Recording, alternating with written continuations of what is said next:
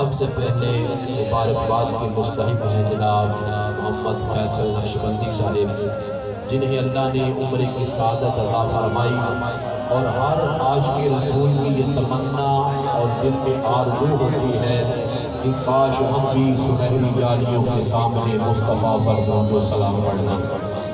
اس لیے زیادہ لمبی چوڑی گفتگو نہیں، کیونکہ محفل میں بد نظری بھی دیکھ رہا تھا، تو آپ کے 2-3 حدیثیں آپ کے پلے باندھ رہی ہیں اگر آپ کو سمجھ آ جائے۔ بالکل سادی گفتگو ہے، کوئی بھی جوش خطابت نہیں ہے۔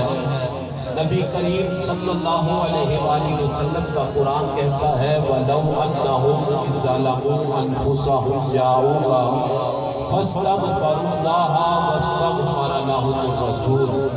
فرمایا وَلَوْ أَنَّهُمْ إِذْ ظَلَمُوا، اے مسلمان جب اپنی جان پر ظلم کر لے، وَلَوْ أَنَّهُمْ إِذْ ظَلَمُوا أَنفُسَهُمْ جَاءُوكَ، تو فرمایا اللہ کے دربار حاضر ہو جانا، فَاسْتَغْفَرُوا اللَّهَ، فرمایا اللہ سے بخشش طلب کرنا، وَاسْتَغْفَرَ لَهُمُ الرَّسُولُ، اور فرمایا رسول اللہ سے بخشش طلب کرنا۔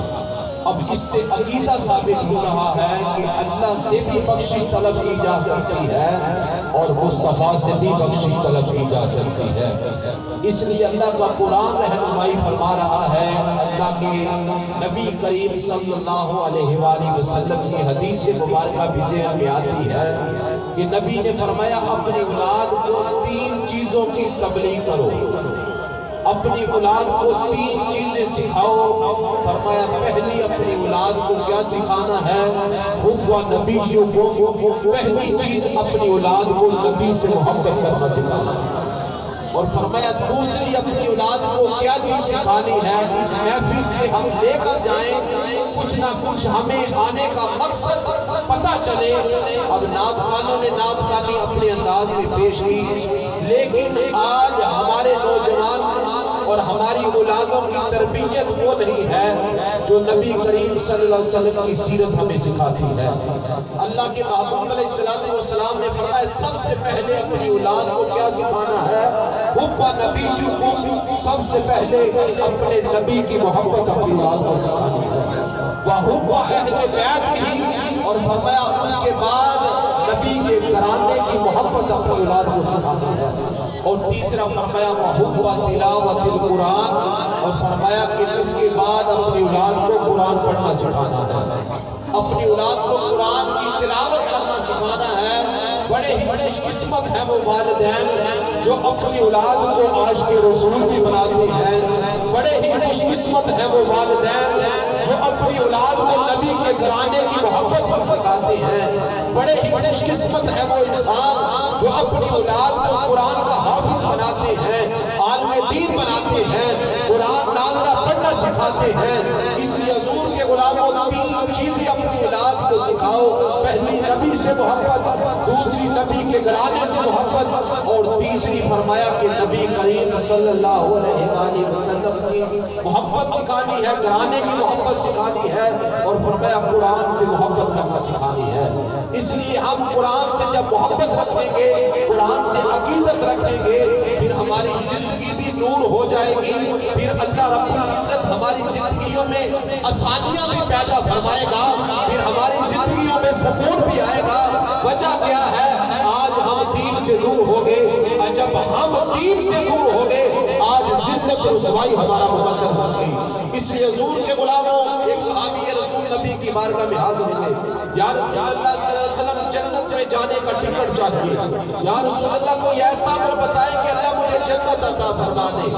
حضور کے غلاموں نبی کریم صلی اللہ علیہ وسلم نے صحابہ کو عرض کی، صحابہ کو فرمایا کہ 4 چیزوں کے مطابق زندگی گزارو، 4 چیزوں کے مطابق اپنی زندگی کا آئیڈیل 4 چیزیں بنا لو، فرمایا اللہ رب العزت تمہیں جنت عطا فرما دے گا۔ اب صحابہ نے عرض کیا یا رسول اللہ وہ 4 چیزیں کون سی ہیں؟ تو میرے نبی نے فرمایا سب سے پہلے 5 وقت کے نمازی بن جانا، سب سے پہلے 5 وقت کے نمازی بن جانا، ماتھا کسی اور کے سامنے نہیں ٹیکنا، ماتھا اس وحدہ لا شریک رب کے سامنے ٹیکنا ہے۔ فرمایا سب سے پہلے رب کی عبادت کرنا، فرمایا جب رب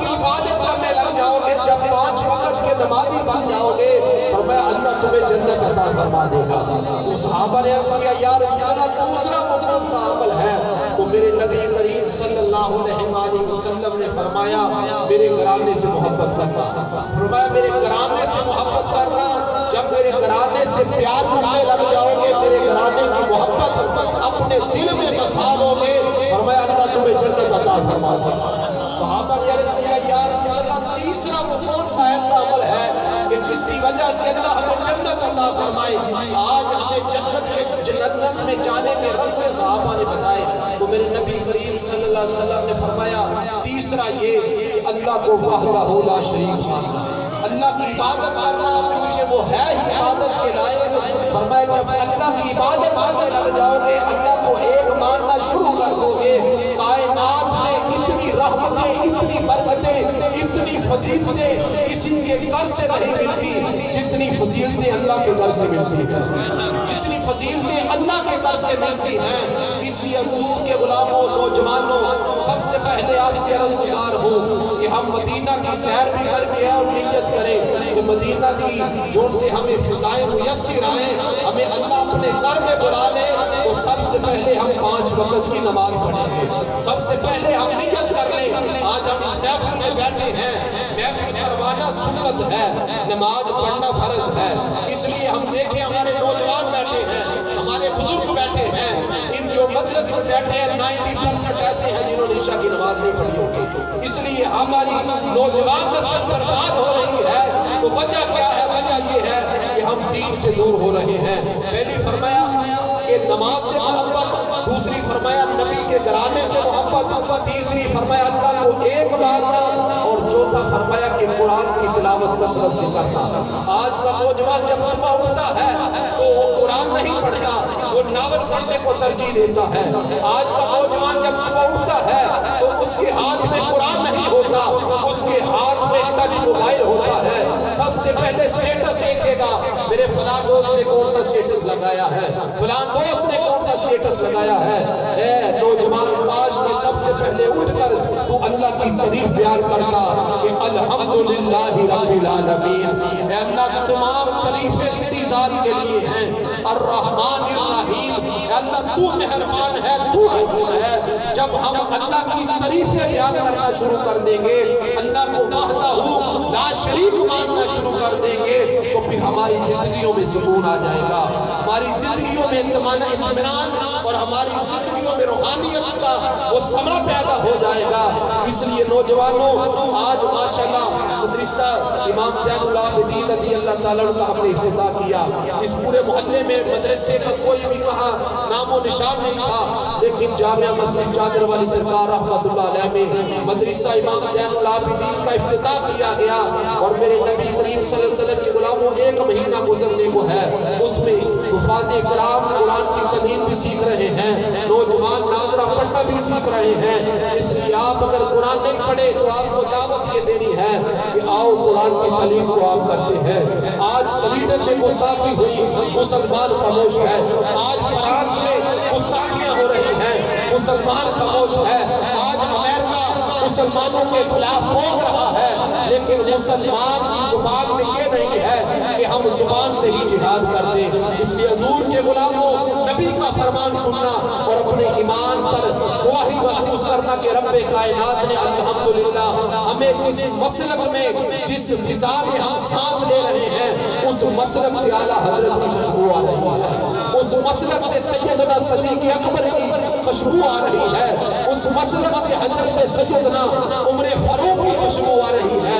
اس لیے نوجوانوں سب سے پہلے اللہ کی عبادت کرو، کسی کی عبادت نہیں، سب سے پہلے رب کائنات کی عبادت ہے، اس کے بعد میلاد ہے، اس کے بعد نبی کے اصحاب کی محبت ہے۔ اس لیے سب سے پہلے اللہ کے گھر کو آباد کرو۔ آج اتنے نوجوان ہمیں مسجد میں نہیں نظر آتے جتنے ہمیں محفلوں میں نظر آتے ہیں۔ اس لیے آپ سے عرض گزار ہوں کہ اپنی زندگی کے کئی سے کئی سال ہمارے گزر گئے، 30 سال، 20 سال، 40 سال گزر گئے۔ اے مسلمان تجھے دعوت فکر یہ دینی ہے کہ آ رب کے ہاں جھکنا تجھے نصیب ہو جائے۔ سب سے کائنات میں بہترین عبادت وہ ہے، وہ اللہ کے ہاں جب بندہ سجدے میں ہوتا ہے، جب بندہ کہتا ہے سبحان ربی الاعلیٰ، اے اللہ تو سب سے اعلیٰ ہے، سبحان ربی العظیم، اے اللہ تو ہی سب سے عظمت والا ہے۔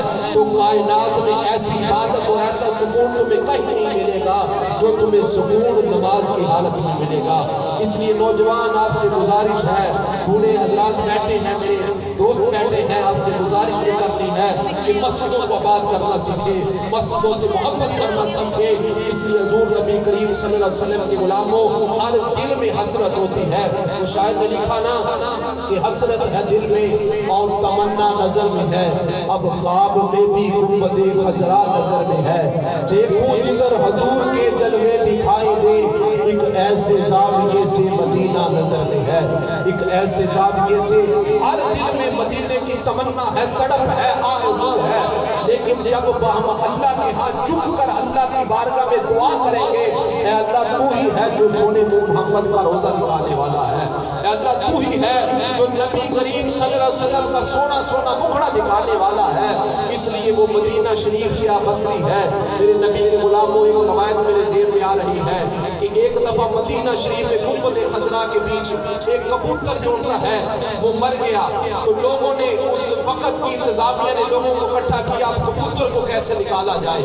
اب لوگوں نے فیصلہ کیا، لوگ اکٹھے ہوئے، لوگوں نے معاشرے کو بتایا کہ نبی کی سیرت اور نبی کی صورت ہمیں کیا طرف دیتی ہے۔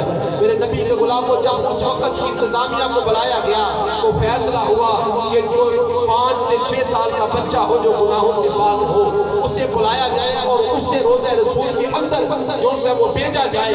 آپ کی توجہ چاہتا ہوں کہ میرے نبی کریم صلی اللہ علیہ وسلم کی شان اور حضور کا مقام کیا ہے۔ جب 5-6 سال کے بچے کو ڈھونڈا گیا تو سب سے پہلے سید زادے پر نظر پڑی، سب سے پہلے نبی کے گھرانے سے محبت کرنے والا وہ 5-6 سال کا بچہ جو سید زادہ تھا اسے روزے رسول کے اندر بھیجا گیا، اور جب وہ کبوتر کو مردہ کبوتر کو باہر نکال کر لایا تو اس بچے کی چیخیں نکل گئی اور اس نے کہا واللہ اللہ کی قسم میں محمد کو روزہ رسول میں زندہ دے کر آ رہا ہوں، میں محمد کو روزہ رسول میں زندہ دے کر آ رہا ہوں۔ تو اعلیٰ حضرت کی جو ان سے ترجمانی انہوں نے اس طرح کی کہ تو زندہ ہے واللہ، تو زندہ ہے واللہ، میری چشم عالم سے چھپ چھپ جانے والے، چمک تجھ سے پاتے ہیں سب پانے والے، ہم سب کا دل بھی چمکا دے چمکانے والے۔ اے نوجوانوں، آپ کو لمحہ فکریہ یہ دینا تھا کہ گنبد خضرا کا بھی تصور رکھو، حجر اسود کا بھی تصور رکھو، مدینہ اور مکہ کی گلیوں کا بھی تصور رکھو، لیکن سب سے پہلے تصور رکھنا ہے رب کائنات کا۔ سب سے پہلے جس چیز کا تصور رکھنا ہے وہ رب کائنات کا تصور رکھنا ہے۔ اے اللہ تو ہی ہے جو ہمیں عبادت کرنے والا بھی بنائے گا، اے اللہ تو ہی ہے جو سونا سونا مدینہ بھی دکھائے گا، اے اللہ تو ہی ہے جو صدیق اکبر کے روزے رسول کی زیارت بھی کرائے گا، اے اللہ تو ہی ہے جو عمر فاروق کا روزہ بھی دکھائے گا، اے اللہ تو ہی ہے جو عثمان غنی کی قبر انور کو بھی ہمیں دکھائے گا، اے اللہ تو ہی ہے جو مولا کائنات حضرت علی مرتضیٰ شیر خدا کے روزے کو بھی ہمیں دکھائے گا۔ اس لیے حضور کے غلاموں اللہ سے مانگو اور نبی کے وسیلے سے مانگو۔ اللہ کا قرآن کہتا ہے وَلَوْ أَنَّهُمْ إِذْ ظَلَمُوا أَنفُسَهُمْ جَاءُوكَ فَاسْتَغْفَرُوا اللَّهَ وَاسْتَغْفَرَ لَهُمُ الرَّسُولُ لَوَجَدُوا اللَّهَ تَوَّابًا رَحِيمًا۔ اللہ پاک ہمیں صحیح معنوں میں نبی سے وفا کرنے کی توفیق عطا فرمائے۔ اللہ پاک ہم سب کو قرآن و حدیث کے مطابق زندگی بسر کرنے کی توفیق عطا فرمائے۔ اللہ پاک ہمیں صحیح معنوں میں 5 وقت کی نماز پڑھنے کی توفیق عطا فرمائے۔ اللہ پاک ہم سب کا حامی ناصر ہو۔ وآخر دعوانا الحمدللہ رب العالمین۔